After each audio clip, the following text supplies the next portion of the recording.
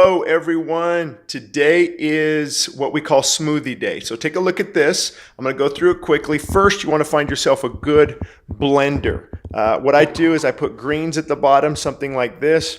Organic super greens, that gives you tons of phytochemicals, tons of healthy nutrition, but you got to have a little bit of sweetener, so that's where the honey comes in. If possible, Manuka honey. It's expensive, but it's really good for you, and it's a really good sweetener. And try not to use too much. I'm trying to really get away from sugar. So we have that as the base, and then if you want, some people like to add collagen that helps with the joints. There's some controversy whether that the absorption rate is really what it says, and if your body can really assimilate that, but regardless.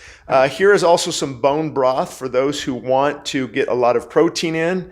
It does have some cholesterol because it comes from animals. So I try to go raw as much as possible and plant-based, tons of fruits, tons of vegetables, tons of nuts. And the bone broth comes in handy when necessary. But for those who don't want that, you could go organic, raw, protein powder, but also you want to look at the ingredients and just double check things. Is what are they using for sweetener? I don't want to get too close on this. Looks pretty good. What are they using for sweetener? What is the macronutrient, caloric content, fat, carbohydrates, things like that. Which really doesn't matter to most people. You've got the amino acid breakdown here. But for example, you just go buying protein powder at a store. It's going to have sweeteners that aren't healthy. It's probably going to have maybe some types of oils that aren't healthy. The ingredients aren't organic. So you're really not going to be on the right page there in regard to smoothie. I put in some flaxseed now and then, maybe some chia seed. These are great fats, good for you. The omegas, as we know, are so important. Omega-3 and the fiber from the flax. And also you can do some organic green powder if you don't have greens to put in. Something like this would add some sweetness, strawberries, blueberries, a frozen banana to keep it cold. And here's where you'll get some of that liquid. If you don't want just water, put water in there. So that's in a nutshell, that would be my smoothie. I don't know what the caloric intake is offhand. I'd say 400 calories. You could also go this route with chocolate protein powder and a banana and maybe some carob powder. Also a good way to make your own almond milk, because you have to watch out for this. There are some emulsifiers. They're really thickening agents. Let me see what this one has off the top of my head. I don't remember. So you got the locust bean gum and the gelatin gum. Those are emulsifiers. They keep it thick, and they're doing some research on this. Some of these aren't that bad.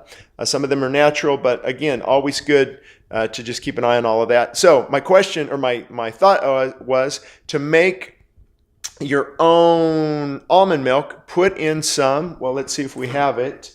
Let's go over here real quickly and see if we have almond milk, which I don't, or I'm sorry, almond butter, which I don't think we do at this particular junction. So you could mix a tablespoon of almond butter with chocolate protein powder and a banana, and you will be on your way to good health. Here's the key to remember. This is not cheap right here. However, cancer and disease is very expensive. So start prioritizing. Get rid of the Starbucks drink you have to have, and you could pay for this whole thing in just a month's time of cutting out just little snacks like that. So again, get back on track. Your body will begin to crave these things. Right now they don't. Right now they're probably craving chocolate, donuts, coffee, and soda, but you can eventually succeed. You just have to make small choices in the right direction. If you want to get hardcore and go cold turkey, that's up to you. But trust me, you will feel better. I even feel better thinking of making the smoothie. I even feel better when I drink the smoothie and I choose this instead of bad food that brings death. So remember this.